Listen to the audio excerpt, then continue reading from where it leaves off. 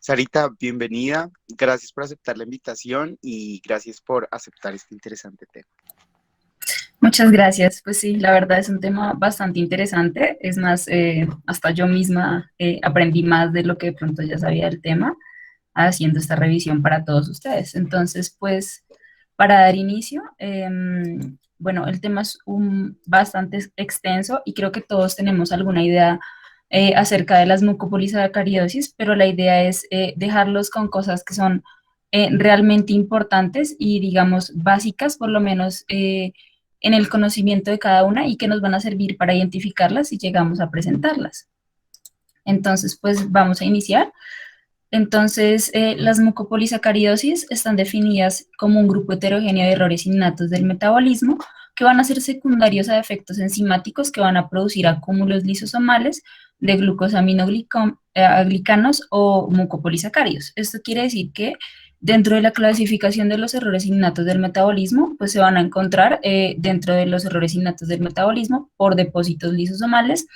En cuanto a los glucosaminoglicanos, pueden darse en cualquiera de los 11 glucosaminoglicanos o en cualquiera de los 11 aspectos o elementos que se requieren para la síntesis de estos.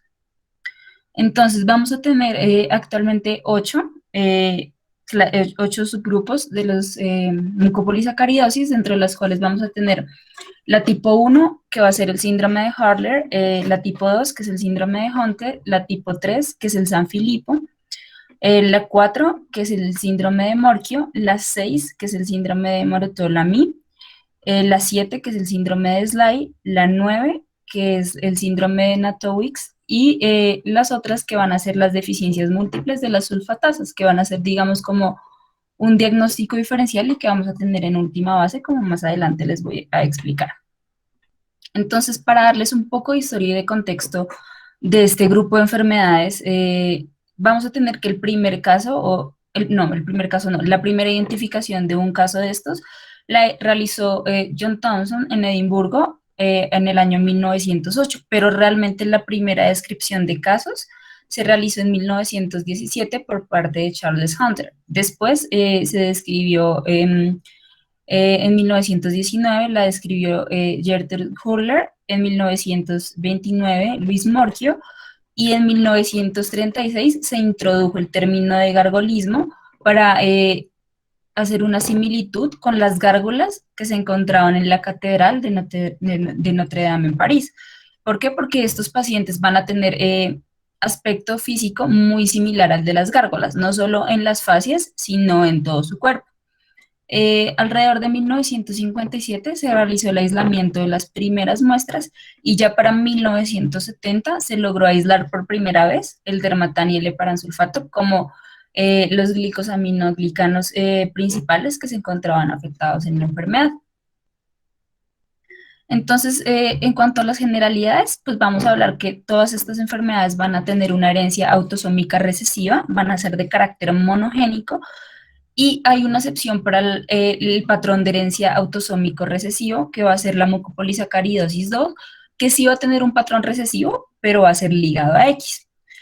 Además de esto, los principales glicosaminoglicanos que vamos a encontrar afectados van a ser el dermatán, el queratán, el heparán y el condroitin sulfato. Dependiendo de cuáles se afecten, pues vamos a poder clasificarlas en algún tipo, en algún fenotipo o en algún síntoma predominante que van a tener los pacientes. Porque como vamos a ver más adelante, estos pacientes tienen síntomas muy similares, pero van a haber unos que van a predominar de acuerdo al glucosaminoglicano que esté afectado en la patología. Entonces, si tenemos afectación del dermatansulfato, vamos a tener un fenotipo que va a ser somático y que va a predominar en las mucopolisacaridosis tipo 1, 2, 6 y 7. Si tenemos una afectación de paransulfato, vamos a tener un fenotipo neurológico que va a caracterizar a las mucopolisacaridosis 1, 2 y 3. El queratansulfato y el condroitinsulfato nos van a dar un componente más esquelético que va a estar principalmente evidenciado en las mucopolisacaridosis tipo 4 y 7. Entonces, pues ya para iniciar, vamos a tener la mucopolisacaridosis tipo 1, que se va a componer, cuyo glicosaminoglicano afectado va a ser el dermatanil heparansulfato, y la enzima que va a estar afectada va a ser la alfa-1 hidroronidasa. Esto es muy importante tenerlo en cuenta porque esto es lo que nos va a ayudar más adelante al diagnóstico. Va a estar localizada la mutación, va a estar localizada en el cromosoma 4p16.3, y es importante tener en cuenta que si bien son enfermedades monogénicas, son enfermedades que tienen, la mayoría son monogénicas, son enfermedades que van a tener muchas mutaciones reportadas en ese gen. Entonces, por ejemplo, en esta mucopolisacaridosis tipo 1, pues vamos a tener cerca de 222 mutaciones que se han reportado, pero obviamente va a haber un solo gen. Entonces, en cuanto a las manifestaciones clínicas características, pues vamos a tener la baja talla, las facies toscas, macrocefalia y macroglosia. Los pacientes van a tener labios gruesos y cejas pobladas, va a haber opacidad corneal y glaucoma, hidrocefalia comunicante, compresión medular. También pueden llegar a presentar, digamos, otras alteraciones que son más musculoesqueléticas, que son como el síndrome del túnel carpiano, la rigidez articular y la disostosis múltiple. Van a presentar también hepatosplenomegalia, enfermedades cardíacas que a largo plazo, digamos, son las que van a generar las complicaciones. Las obstrucciones de las vías aéreas son frecuentes, y obviamente esto nos va a llevar a una apnea o disnea en estos pacientes.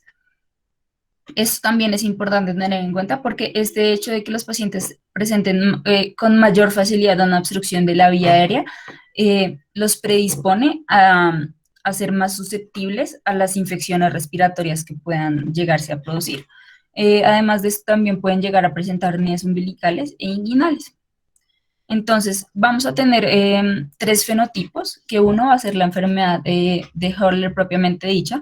Al lado de cada síndrome específico les coloco el código de OMI, por si lo quieren ir a buscar. Es muy importante tener en cuenta porque estos son los códigos que van a clasificar a la enfermedad genéticamente.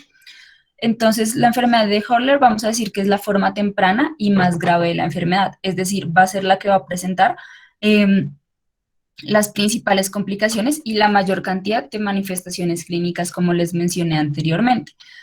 Por lo general, en la enfermedad de Hurler, el descenso se va a dar en la primera década de la vida.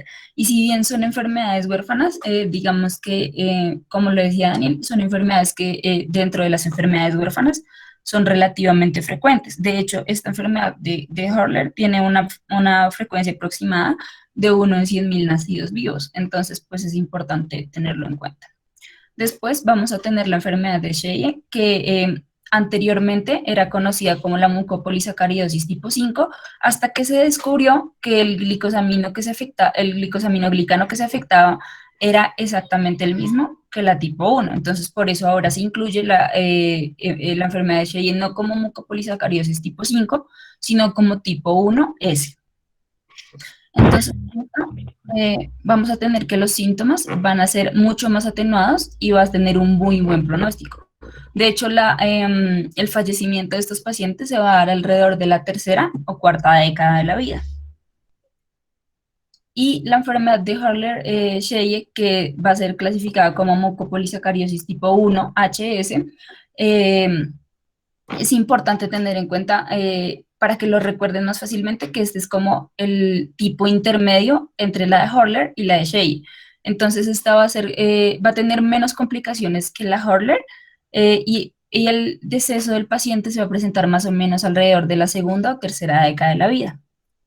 En cuanto a las complicaciones, como les comentaba, pues estos pacientes van a tener enfermedades cardiopulmonares graves, que al final pues van a ser los que los van a llevar al final a la muerte. ¿Por qué? Por la acumulación de los glicosaminoglicanos. Entonces, ¿esto qué va a hacer? Pues les va a producir rinitis crónica, que les va a facilitar, digamos, las infecciones. También tienen otitis recurrente, van a presentar ceguera por la opacidad corneal y el glaucoma. Y como hay una cosa que es importante tener en cuenta, y es que todos estos pacientes con mucopolisacaridosis tienen opacidad corneal.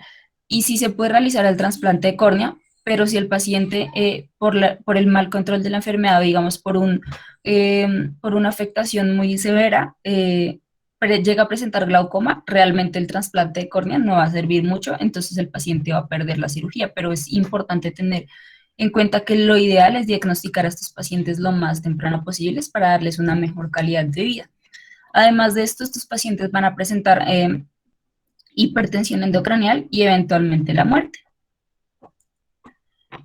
Bueno, ya para pasar a la mucopolisacaridosis tipo 2 o síndrome de Hunter, esta vamos a tener que va a afectar con mayor frecuencia a hombres que mujeres debido a que está ligada al cromosoma X.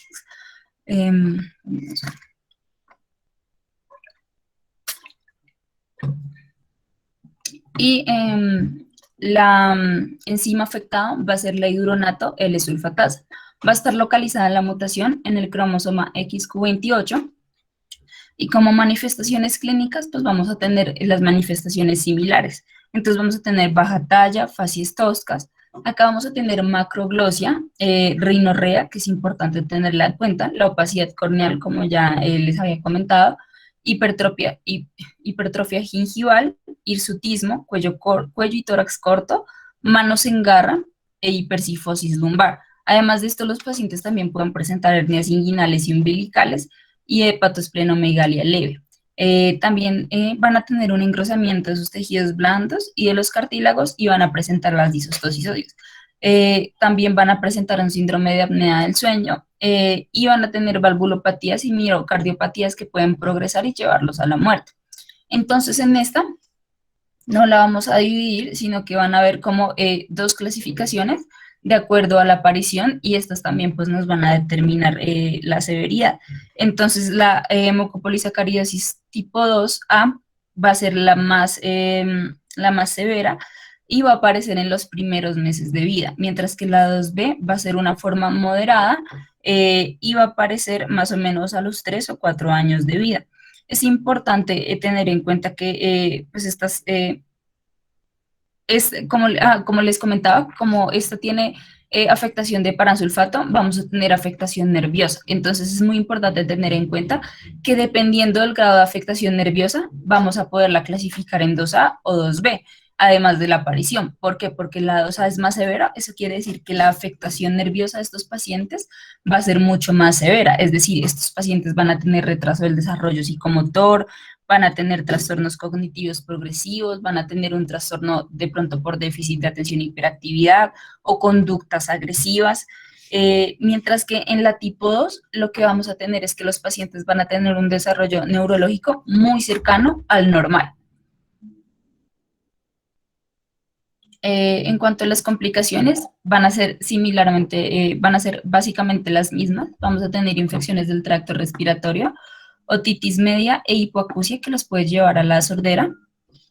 Es importante tener en cuenta que esta hipoacusia pues, es principalmente neurosensorial, entonces eso es importante tenerlo en cuenta. La mielopatía cervical también la podemos presentar y la compresión cervical por los acúmulos de dermatanida y de paransulfato y la muerte eventualmente. Es importante tener en cuenta pues, que estos pacientes tienen una expectativa de vida más alta y su pronóstico, digamos, es mejor, pero lo que les voy a recordar esto a lo largo de toda la charla y es muy importante tener en cuenta que en todos estos pacientes con mucopolisacaridosis, lo fundamental es realizar el diagnóstico a tiempo, de manera temprana. Bueno, en cuanto a la mucopolisacaridosis 3 o síndrome de San Filipo, el único glucosaminoglicano que vamos a tener va a ser el heparansulfato, por lo tanto, el fenotipo va a ser más de tipo neurológico. Entonces, vamos a tenerlo dividido en 4 subtipos, cada uno con un código OMIM diferente y van a estar codificados en un cromosoma diferente. Entonces, es importante tener en cuenta que la enzima afectada va a ser diferente en cada uno de los subtipos. En el subtipo A vamos a tener una afectación de la N-sulfoglucosamina sulfohidrolasa y va a estar localizada la mutación en el cromosoma 17, brazo largo, región 25.3. Para el subtipo B, es importante tener en cuenta que la enzima afectada va a ser la alfa-N-acetilglucosaminidasa, que va a estar localizada también en el cromosoma 17, en el brazo largo, pero en la región 21.2. Y el subtipo C que lo tenemos acá en rojo, ¿por qué? Porque en nuestra región de Boyacá, esta es una de las mucopolisacariasis más frecuentes y es importante tener en cuenta que recordar que, como todos sabemos, las enfermedades con carga genética se aumenta su prevalencia o su razón de aparición basada en la consanguinidad de los padres. Y esto es lo que sucede en una vereda de Tunja. ¿Qué pasa? Recién se hizo el estudio de casos, se descubrieron 5 casos de pacientes de una misma familia que tenían este tipo de mucopolisacariosis. ¿Y por qué es tan importante esto? Porque como más adelante les voy a explicar, este tipo específico de mucopolisacariosis aún no tiene un tratamiento que se haya comprobado que sea efectivo para los pacientes. Entonces es una enfermedad huérfana y que además no tiene cura. Actualmente hay alrededor de 12 casos, pero todo esto se debe a la consanguinidad y a los altos grados de endogamia que se presentan en esas regiones. Por eso es muy importante que cuando nosotros estemos realizando la identificación del caso, preguntemos siempre a los padres y sin que nos dé pena, ¿no? Porque realmente muchas veces pasa eso, que a uno le da pena de pronto preguntarle, ¿ustedes son familiares? Eso no tiene por qué darnos pena porque lo importante es la salud de nuestro paciente. Entonces, es importante tener en cuenta que a los pacientes, a los padres del paciente siempre se le debe preguntar si hay algún grado de consanguinidad, no importa el que sea, es importante tener en cuenta ese antecedente registrado en la historia clínica. En cuanto a este subtipo C, entonces para continuar, la enzima afectada es la alfa-glucosamínido N-acetiltransferasa, que va a estar localizada en el cromosoma 8, brazo corto, región 1121.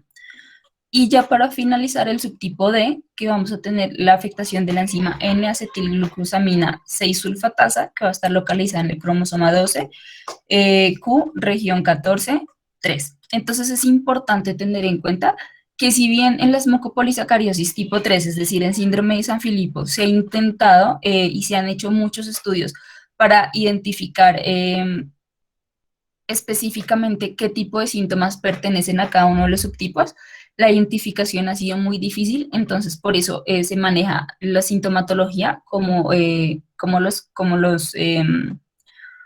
los síntomas generales. La identificación ya de cada subtipo se va a realizar mediante la identificación de la enzima afectada y mediante la identificación de la mutación genética que vayamos a presentar.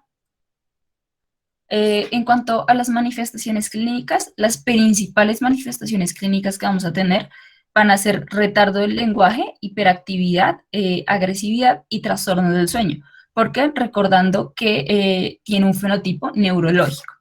Ya después, en cuanto a los otros rasgos que va a tener el paciente, vamos a tener unas facies toscas que van a ser menos evidentes que en los pacientes, por ejemplo, con un síndrome de Hurler o de Hunter.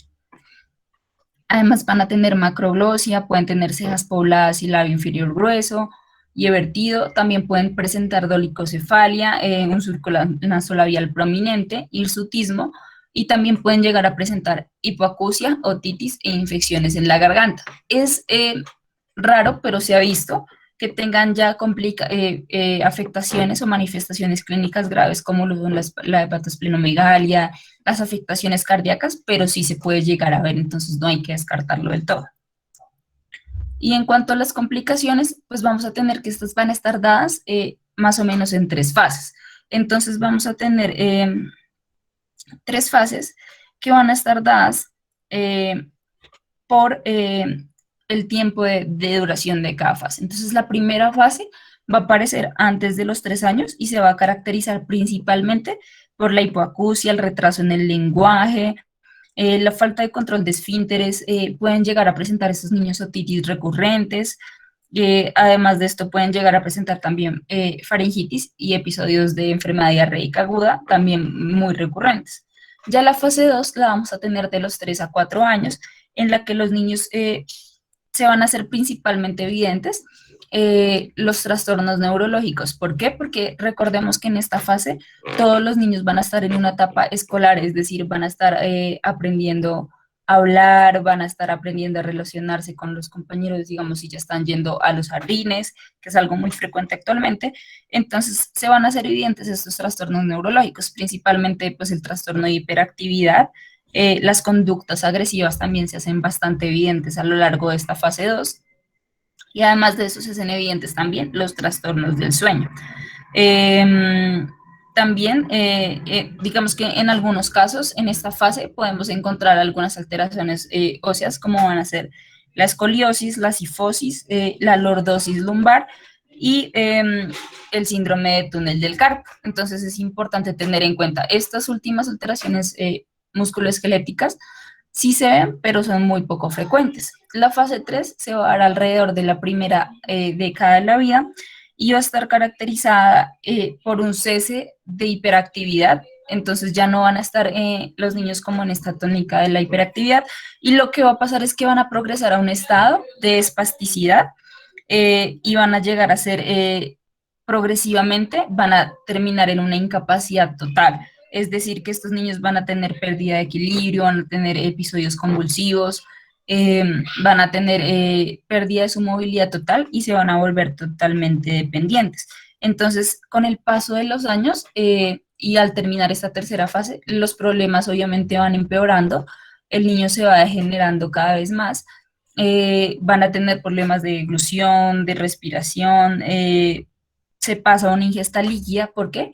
Porque obviamente su sistema nervioso ya está totalmente degenerado y van a culminar con una muerte que va a estar estimada más o menos alrededor de la segunda o tercera década de la vida. Ya para pasar a la cuarta, entonces vamos a tener que esta cuarta es la mucopolisacariosis tipo 4 o síndrome de Morquio. Entonces, en el síndrome de Morquio vamos a tener dos subtipos, igual que en la tipo 2, va a ser tipo 4A y tipo 4B. Las manifestaciones clínicas van a ser la misma, solo que su frecuencia o su gravedad va a variar dependiendo del subtipo que presentemos. Entonces, es importante tener en cuenta que en esta, aunque el morquio se clasifica como un solo síndrome, vamos a tener que los tipos van a tener diferentes glicosaminoglicanos y enzimas afectadas, asimismo como una ubicación genética diferente. Entonces, en la tipo 4A vamos a tener afectación de condroitin y queratansulfato, y la enzima afectada va a ser la galactosamina 6 sulfato sulfatasa. Esta mutación va a estar localizada en el cromosoma 16 del brazo largo en la región 24.3. Y por otra parte, vamos a tener que en la 4B la afectación va a ser solo de queratansulfato y la enzima afectada va a ser la beta-galactosidasa, que va a estar localizada la mutación en el brazo corto del cromosoma 3 en la región 22.3. Entonces, en cuanto a las manifestaciones clínicas, pues vamos a tener baja talla, eh, como está más afectado el condroitin sulfato, las manifestaciones van a ser principalmente esqueléticas. Entonces va a ser baja talla, tronco corto, tienen pectus carinatum, sifoscoliosis, tienen hiperlaxitud y tienden a presentar inestabilidad, perdón, de la columna cervical y las vértebras van a ser en cuña u ovoides. Las facies toscas se van a encontrar, pero al igual que en el San Filipo, van a ser leves.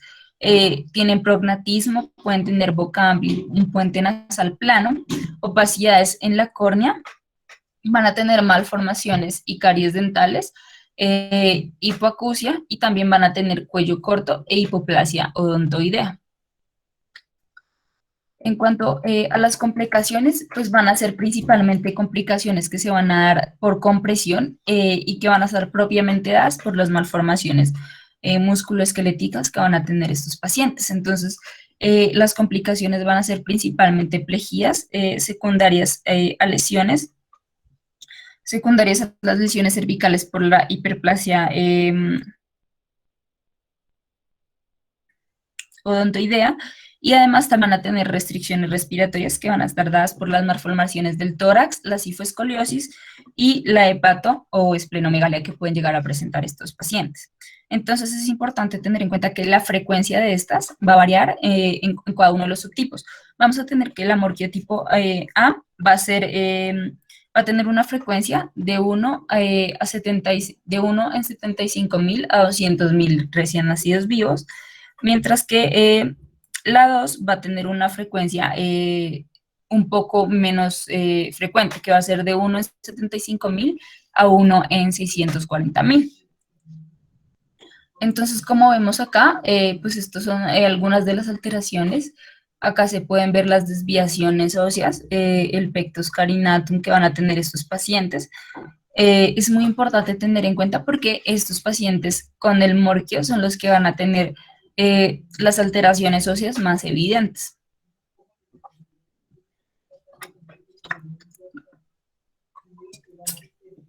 Entonces, para pasar con la mucopolisacaridosis tipo 6 o síndrome de Marutola-Mie, es importante tener en cuenta que las glicosaminoglicanos afectados van a ser el dermatán y el condroitin sulfato.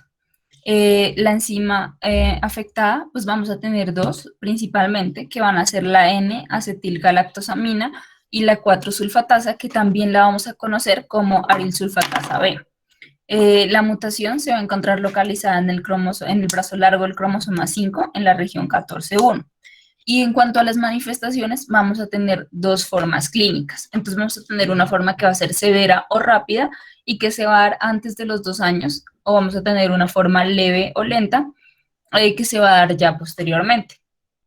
Es importante tener en cuenta que estos pacientes van a tener menos características clínicas y esta enfermedad va a ser más rara que las anteriores. Entonces, en cuanto a manifestaciones clínicas, vamos a tener que estos pacientes pueden tener baja talla para la edad, disostosis múltiple, rigidez articular, opacidad corneal, una facies toscas, las valvulopatías y las miocardiopatías. Entonces, las complicaciones pues van a estar dadas principalmente por, bueno, es importante, se me olvidaba comentarles acá, que estos pacientes, además de esto, como los síntomas son leves realmente, y, y como los síntomas son realmente leves y la enfermedad es bastante rara, estos niños con esta enfermedad de Marutola-Mie pueden pasar por niños con enfermedades autoinmunes o enfermedades inflamatorias articulares de la infancia, es decir, pueden pasar por una artritis reumatoidea juvenil cuando el diagnóstico realmente es otro. Entonces es muy importante ser muy cuidadosos con la historia clínica para poder llegar a hacer este diagnóstico si se llegase a presentar. En cuanto a complicaciones, pues vamos a tener que la acumulación del dermatán sulfato lo que nos va a llevar es a la acumulación, a complicaciones principalmente pulmonar, ya sea de manera extrínseca o intrínseca, y además de esto los niños debido a la opacidad corneal pueden presentar también glaucoma, edema papilar que va a tener atrofia óptica cuando la enfermedad ya se encuentra muy avanzada. Además de esto, en las afectaciones cardiovasculares, pues van a tener atrofias valvulares y también pueden tener insuficiencias de las válvulas mitral, tricúspide y aórtica, que van a ser muy características en este síndrome en específico. Además de esto, pues también van a ser muy susceptibles a desarrollar endocarditis e hipertrofia ventricular. Entonces es muy importante tener en cuenta todas estas afectaciones y una vez se haga el diagnóstico, trabajar en la prevención de las complicaciones. Tenemos después la mucopolisacaridosis tipo 7, que va a ser el síndrome de Sly. Las glicosaminoglicanos que van a estar afectados acá van a ser el dermatán y el heparansulfato, y la enzima afectada va a ser la beta-glucuronidasa. La mutación la vamos a encontrar en el cromosoma 7, en el brazo largo del cromosoma 7, en la región 11-21. En cuanto a las manifestaciones clínicas, pues vamos a tener que van a presentar baja talla, macrocefalia, facies toscas, van a tener cuello corto, opacidades corneales, pectus carinatum, cifosis y escoliosis. Y además pueden presentar también las hernias umbilicales, la hepatosplenomegalia, tienen disostosis múltiple, hipoplasia odontoidea, hipertricosis, displasia acetabular, también pueden llegar a presentar articulaciones contraídas o retrasos en el neurodesarrollo, hidrocefalia, y es importante que hay algo acá característico que va a ser, que nos sirve para el diagnóstico prenatal, y es que estos niños con este síndrome van a presentar de manera prenatal hidrops fetal no inmune. Es muy importante tener en cuenta esto. O sea, si llegamos a presentar un hidrops fetal no inmune con alguna de estas características, es importante sospechar el síndrome de Sly. Como ustedes pueden ver, pues están las facies características, y les traigo esta imagen para que vean la magnitud de las hernias que se presentan. Estas son hernias inguinales, pero es curioso verlo porque no son hernias inguinales, digamos, lo que se presentaría normalmente, sino que son unas hernias que son bastante severas y que lo más probable es que requieran una reducción quirúrgica. Vamos a tener ya, para finalizar, digamos, la explicación clínica de los síndromes, la mucopolisacaridosis tipo 9 o síndrome de Natowicz, que va a tener una afectación de dermatán y heparansulfato. Mentiras, perdón, acá tengo un error, y es que la afectación no va a ser de estos, sino que el que se va a encontrar afectado va a ser el ácido hialurónico, y la mutación se va a encontrar en el brazo corto del cromosoma 3 en la región 21-31. En cuanto a las manifestaciones clínicas, pues vamos a tener talla baja, úvula bífida, úvula bífida y paladar hendido. El puente nasal va a estar deprimido y van a tener acumulación de masas en el tejido blanco periarticular por la acumulación del ácido hialurónico. Además de esto, pues los cambios faciales no van a ser tan severos y van a presentar otitis media recurrente. Algo casi patognomónico acá en el síndrome de Natowicz es que estos niños van a presentar erosiones acetabulares.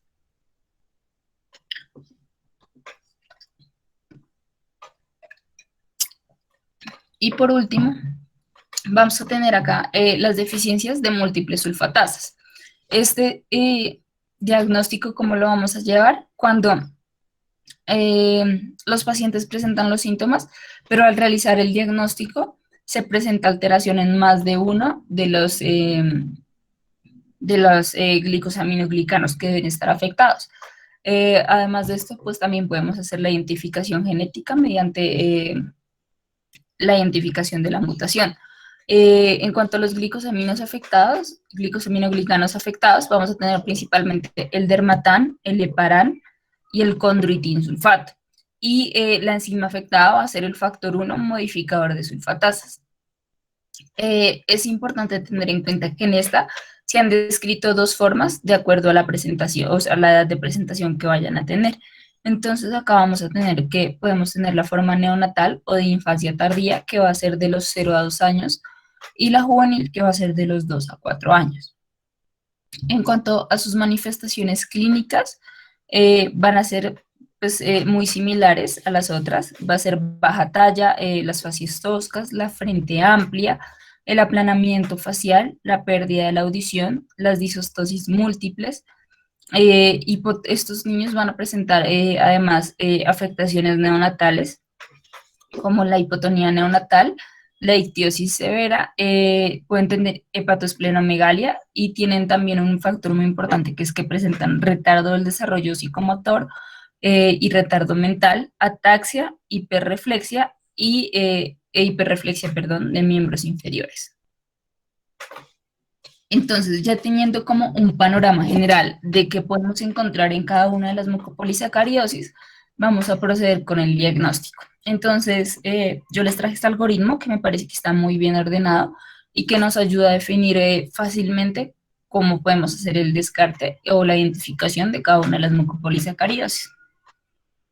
Entonces, lo ideal es tener la sospecha inicial de la mucopolisacaridosis, y para poder tener la sospecha es muy importante realizar una historia clínica muy acuciosa y muy ordenada. Entonces, si ya una vez tenemos la sospecha, lo que vamos a hacer es que vamos a solicitar una determinación de glicosaminoglicanos en orina. Entonces, ¿qué va a pasar? La determinación de estos glicosaminoglicanos la podemos realizar ya sea por electroforesis o por cromatografía, no importa, pero es importante realizar la identificación. Entonces, si tenemos afectado hermatansulfato, podemos sospechar la tipo 1, la tipo 2, la tipo 7, la tipo 6 o las deficiencias de las múltiples sulfatasas. Si tenemos afectado heparansulfato, podemos sospechar igual la 1, la 2, la 7, la deficiencia de las múltiples sulfatasas y la 3. Si tenemos afectado condroitinsulfato, vamos a sospechar la 5A y, mentiras, la 4A, es decir, el morquio A, la deficiencia de múltiples sulfatasas y la 6. Si tenemos afectado solamente el queratansulfato, podemos sospechar la 4B o la 4A.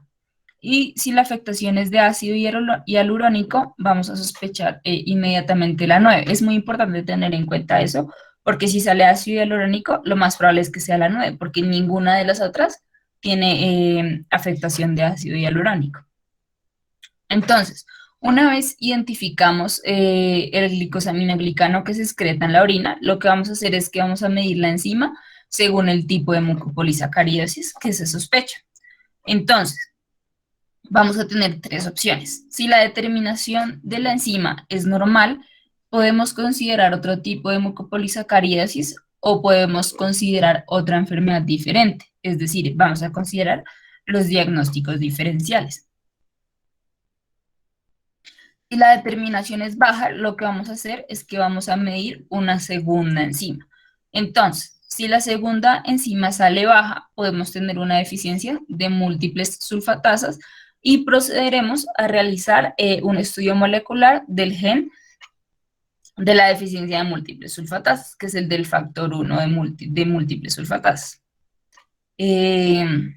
Si tenemos una medición de enzimas baja en una de las enzimas, vamos a continuar con la confirmación diagnóstica.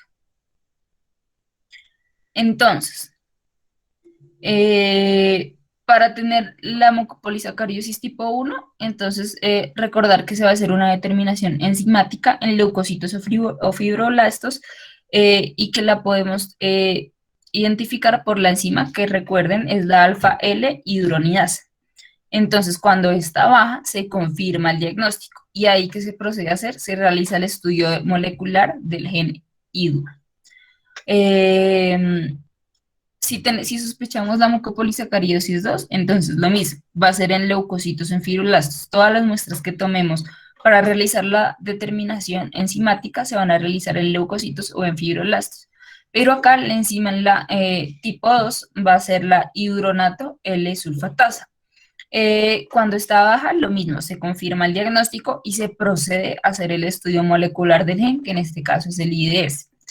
En la 3 es importante tener en cuenta y recordar que vamos a tener 4 enzimas diferentes afectadas dependiendo del subtipo. Entonces, dependiendo de la que nos salga afectadas, pues vamos a confirmar si está baja el diagnóstico y vamos a proceder a realizar el estudio del gen correspondiente al subtipo. Si sospechamos de pronto la tipo 4 o el síndrome de Morquio, vamos a, recuerden que acá también son 2 enzimas diferentes las que están afectadas, entonces cualquiera de las dos confirma cualquiera de los subtipos. Y lo mismo, se procede a realizar el estudio molecular del gen correspondiente a la enzima que hayamos encontrado. Si sospechamos la 6, entonces lo mismo, se realiza, en esta no se realiza la identificación de la... Mentira, sí. Se realiza la identificación de la N-acetilgalactosamina y cuando está bajo el nivel se confirma el diagnóstico. Lo mismo, procedemos a realizar el estudio molecular del gen y así sucesivamente. Entonces lo que vamos a hacer es realizar la identificación de la enzima que se nos va a afectar. Ya para el tratamiento, entonces les voy a mencionar primero el tratamiento específico para la enfermedad y luego el tratamiento sintomático. Entonces es muy importante tener en cuenta que a lo largo de los años los dos tratamientos que han tenido más valor en el tratamiento de las mucopolisacaridosis van a ser el trasplante de células hematopoyéticas o las terapias de reemplazo enzimático. Estas son las que han tenido, digamos, más investigación y se ha identificado más eficacia en ellas.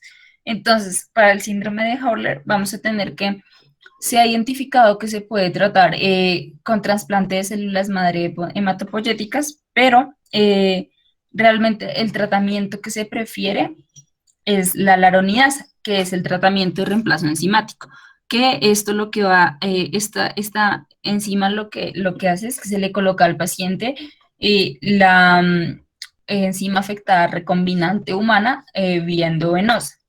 Para el síndrome de Hunter, lo que vamos a tener es el tratamiento de reemplazo enzimático que va a estar dado por hidrosulfasa o I2S.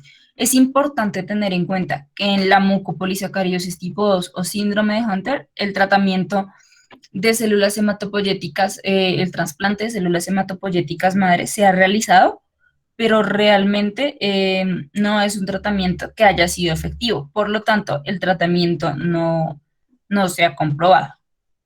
En la tipo 3, que es el Sanfilippo, como les había comentado, este no tiene es una enfermedad que actualmente está sin cura. Entonces es importante tener en cuenta que en estos pacientes el manejo va a ser principalmente sintomático. Actualmente se están realizando estudios en terapia génica, pero son estudios que se están realizando de manera in vitro en modelos animales. También se están realizando estudios de reemplazo con sustancias, pero aún así el tratamiento no es nada comprobado. Son tratamientos que se encuentran en fases experimentales y que, si bien han demostrado alguna mejoría del síndrome, aún no se ha confirmado que vayan a servir en humanos. En cuanto a la mucopolisacaridosis tipo 4 o morquio, solo hay tratamiento para la 4A y va a ser igualmente la enzima que está afectada de manera recombinante humana. Entonces se va a dar la N-acetilgalactosamina 6 sulfatasa también vía endovenosa. Para la tipo 6 se va a hacer también terapia de reemplazo enzimático con galsulfasa y se puede, digamos que actualmente se realiza la combinación del trasplante de células madre hematopoyéticas más la terapia de reemplazo enzimática, pero obviamente lo que más tiene eficacia va a ser la terapia de reemplazo enzimática. Entonces, en cuanto al tratamiento endovenoso, perdón, al tratamiento sintomático, vamos a tener que, vamos a recetarle a estos pacientes ejercicio y fisioterapia dependiendo de lo que se requiera. Es decir, si el paciente tiene alteraciones musculoesqueléticas, le vamos a mandar fisioterapia adecuada para sus síntomas. Es muy importante, este es uno de los pilares fundamentales en el manejo sintomático de las mucopolisacaridosis. Además, es importante tener en cuenta que en los pacientes que son más susceptibles a desarrollar infecciones respiratorias, lo que se trabaja con ellos va a ser también mediante fisioterapia respiratoria. Entonces, es muy importante que el manejo sintomático que se le dé al paciente. En algunos casos, en los pacientes que tienen de pronto síndrome del túnel del carpo o alguna otra afectación musculoesquelética que se pueda ayudar a soportar mediante el uso de una órtesis, se les va a dar la órtesis para facilitar su calidad de vida. Como les comentaba, a medida que les hablaba de las manifestaciones clínicas, es muy importante tener en cuenta que estos pacientes en algún momento u otro van a tener la necesidad de ser sometidos a cirugías. Entonces es muy importante tener en cuenta que este proceso se establezca muy bien y con mucha antelación y con mucho cuidado, porque obviamente estos pacientes van a ser un poco más delicados y su respuesta a los fármacos que se administren durante la cirugía va a ser diferente. Entonces la planeación de las cirugías debe ser muy cuidadosa. Además de esto, estos pacientes, como les decía, los que tienen trastornos neurológicos, los que tienen afectación neurológica, es muy importante tener mucho cuidado con ellos. ¿Por qué? Porque además de las alteraciones neurológicas que pueden presentar en la infancia, Los que llegan a sobrevivir llegan a presentar casos graves de demencia, incluso demencia por Alzheimer pueden llegar a desarrollar. Entonces es importante tener en cuenta en estos pacientes el manejo que se le va a dar por parte de psiquiatría. Es decir, darles los neurolépticos o anticonvulsivos en el caso de que se requieran. Es muy importante realizar este manejo para ellos. Como les comentaba, se puede hacer el trasplante de córnea, pero es muy importante tener en cuenta las posibles complicaciones que puede generar y que el trasplante se puede perder. Entonces, lo ideal es tener al paciente controlado en todos sus aspectos fisiológicos para ahí sí poder realizar el trasplante, que sería lo ideal para ellos. El manejo de la prevención de infecciones. Entonces, como les decía, estos pacientes son muy susceptibles a tener infecciones respiratorias, cardíacas, de oído. Entonces, es muy importante tener en cuenta esto. A los pacientes se les puede hacer una derivación para drenar el líquido de los oídos en los pacientes que tienen otitis recurrentes. Se les puede dar tratamiento para la prevención de las infecciones cardíacas en los que son más susceptibles. Y finalmente, en las afectaciones cardíacas, estos pacientes como pueden llegar a desarrollar valvulopatías, hipertrofia ventricular, obviamente tienen mucho mayor riesgo de generar insuficiencia, o sea, de desarrollar una insuficiencia cardíaca, que al final, como les comenté, en casi todos los casos, lo que los va a llevar a la muerte van a ser las complicaciones cardíacas o respiratorias que vayan a tener. Entonces es muy importante manejarlos ya sea con digitálicos o con diuréticos, pero es muy importante, como les mencioné a lo largo de toda la exposición, prevenir la mayor cantidad de complicaciones que se puedan generar para que ellos puedan tener una buena calidad de vida. De hecho, una de las opciones en cuanto a las cirugías es realizarles la extirpación quirúrgica de las amígdalas o hacer otras medidas quirúrgicas de vía aérea para reducir los episodios obstructivos que puedan llevarlos a la muerte. Entonces, esto es muy importante tenerlo en cuenta. Eh, y lo que les quiero dejar más que todo es tener en cuenta eso, que son un grupo de enfermedades que son muy similares, que comparten muchos síntomas, que tienen un fenotipo sí específico cada uno, pero si ustedes se dan cuenta realmente los síntomas son casi los mismos para todos. Entonces, siempre y cuando nosotros sepamos identificar, sepamos, tengamos en cuenta cuál es la enzima que está afectada, cuál es el glicosaminoglicano que está afectado, vamos a poder trabajar con éxito en estos pacientes. Y si hay unos que no tienen cura, lo ideal es trabajar en darles una mejor calidad de vida y en tener en cuenta que esto es lo mejor posible, que aunque son enfermedades huérfanas, se pueden llegar a presentar y que preguntemos todo y hagamos una historia clínica muy juiciosa para poder realizar la mejor identificación y el mejor abordaje posible para estos pacientes. Entonces, en cuanto al seguimiento, es muy importante tener en cuenta que lo vamos a manejar de acuerdo al grado de afectación. Entonces, dependiendo de la afectación clínica que tengan estos pacientes, a todos les vamos a realizar una evaluación inicial, o sea, eso es claro para todos. Pero dependiendo de las alteraciones que vayamos a realizar en los controles, vamos a tener que realizar unos controles cada 6, cada 12 meses, cada 2 años, para verificar que nuestros pacientes estén controlados y que estamos previniendo de manera correcta o en la medida de lo posible las complicaciones que se puedan llegar a generar. Entonces, si nuestros pacientes tienen afectaciones cardíacas y tienen ya alteraciones ecocardiográficas o electrocardiográficas, lo importante es que les realicemos controles por lo menos cada 6 meses y cada 2 años para ver cómo están. Lo mismo si tienen un volumen expiratorio máximo disminuido o si tienen alteraciones cardíacas o respiratorias. Estos pacientes son los que tenemos que tener más cuidado y a los que debemos hacerles un seguimiento más frecuente. En los pacientes que tienen ya las otras alteraciones que van a generar consecuencias graves, es importante realizar un estudio oftalmológico completo, es decir, realizarles una tonometría, una agudeza visual, un examen de retina, de córnea, revisar todo y revisar hasta el más mínimo detalle para evitar que estos pacientes de pronto terminen ciegos o que terminen con glaucoma. Entonces es muy importante tener eso en cuenta. Los potenciales evocados también es muy importante tenerlos en cuenta para medir las afectaciones musculoesqueléticas, los estudios de sueño. Acuérdense que muchos de estos pacientes presentan alteraciones o trastornos del sueño, apnea del sueño.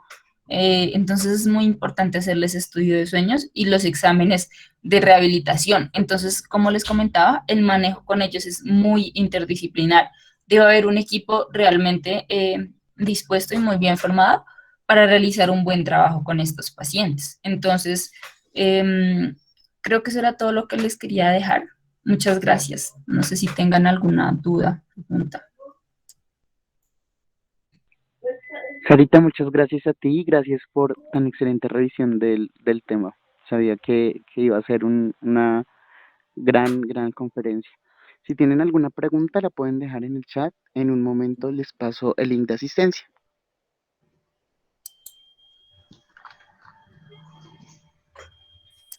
Muy buenas tardes, doctora Puerto. Muchas gracias por la Buenas tardes. excelente conferencia. Un placer escucharla.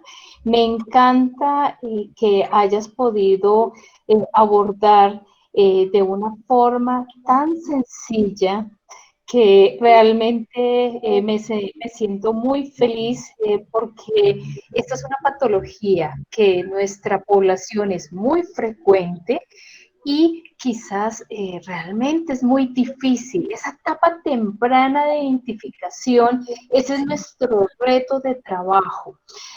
Hay varias de los síntomas que inicialmente este fenotipo de nuestros bebés no es tan severo porque son niños con unas características realmente muy llamativas. A lo largo de que uno hace seguimiento a estos niños, especialmente la mucopolisacaridosis tipo 2, los niños nacen con un fenotipo relativamente son niños muy lindos, su rostro, sus extremidades, pero a medida que van creciendo es que vamos viendo por el mismo daño que causa estas enzimas, vamos a crear estas malformaciones cardíacas, a nivel de óseo, de su ojo, a nivel de oídos. Entonces, para que ustedes sean muy juiciosos en ese examen neurológico, y tú lo hablaste claramente, el niño que tiene un problema en su neurodesarrollo, una hipoacusia neurosensorial, estas tallas bajas, estas opacidades corneanas o un aumento o asimetría en esa implantación de esta hendidura oftálmica, estos niños con cabezas grandes, estas manitos pequeñas que los niños no tienen ese movimiento de agarre. El lenguaje es el primer de los signos. Antes de la hipoacusia uno ve que hay un retraso en el neurodesarrollo y uno tiene que empezar a indagar y ahondar en todo lo que hablaste, la consanguinidad en nuestros padres. No solamente en Boyacá tenemos estos signos que son muy claros de consanguinidad, porque es que en toda nuestra población en Latinoamérica, que nos están acompañando de otros países, es muy importante hacer una historia clínica tan completa, porque si encontramos un niño, vamos a encontrar más familias. Gracias, doctora, porque es hermosísima presentación, me siento muy feliz de poder escucharla. Bienvenida a nuestro semillero, que sé que Daniel me la va a atrapar, porque hace parte muy importante de que todos y entre todos estamos aprendiendo y estamos es para poder crear equipos de trabajo, equipos de investigación, porque lo que necesitamos son realmente muy buena experiencia y seguir creando estos espacios. En plataformas se está colocando los links donde ustedes pueden tener acceso a los estudios recientes de NPS, a todo lo que ustedes vayan a requerir. Para eso son estos eventos, de que entre todos estamos aprendiendo. Felicitaciones, muchas gracias por esa hermosa conferencia. Gracias, doctora Puerto. Muchas gracias a ustedes. Realmente sí fue una investigación bastante fructífera, porque creo que todos en algún momento tenemos alguna idea de las mucopolisacaridosis, pero realizar esto de manera profunda y traerlo de la manera más sintética posible, de hecho, no fue fácil. Pensé mucho en la mejor manera de hacerlo. Entonces, pues me alegra que les haya gustado. Excelente. Muchas gracias por la invitación. Gracias a ti, Sarita, y gracias a la Doc Blanca por siempre acompañarnos. A nuestras y nuestros asistentes, el link de asistencia lo encuentran en el chat y nos estamos viendo para nuestra próxima sesión sobre esfingolipidosis. Un abrazo y que tengan bonito 31 de octubre. Muchas gracias.